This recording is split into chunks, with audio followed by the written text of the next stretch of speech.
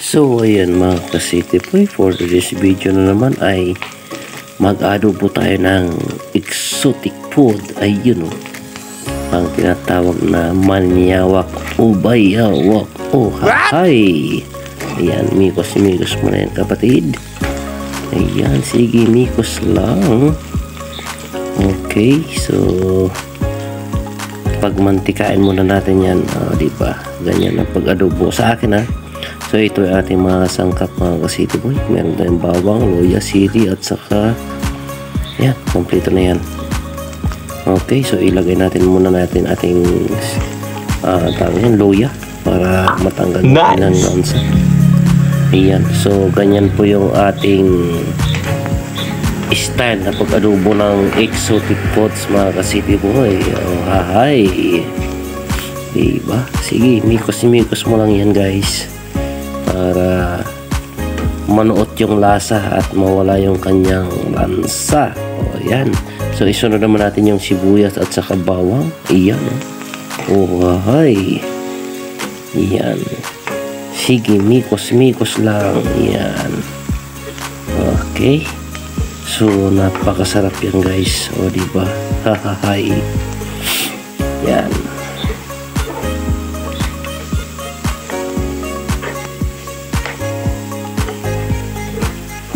Sarap yan. Sige, mikos lang. Okay. So, isunod naman natin yung ating sili. Iyan. Yung konting pangpanghang natin yan para guwapo. Oh. Iyan. Mikos na naman yan. Hanggang mamula. Inuubo na ako sa amoy ng sili, mga ka-City Boy. O, diba? Iyan. Sige, mikos lang. Alright, so lagyan natin ng laurel at saka paminta para medyo balanse ang lasa. O, diba? O, ayan. Nalagyan na natin yan. At maya isunod natin yung ating pangpalasa dyan na tinatawag na toyo. Ayan. Yung soys. Dato puti. O, baka naman. Ayun, umusok-usok na.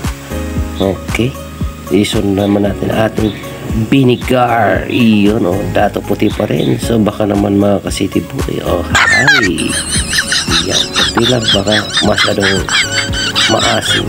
So mikos naman tayo. Iyon, yan, sige, mikos lang yan guys. Diba?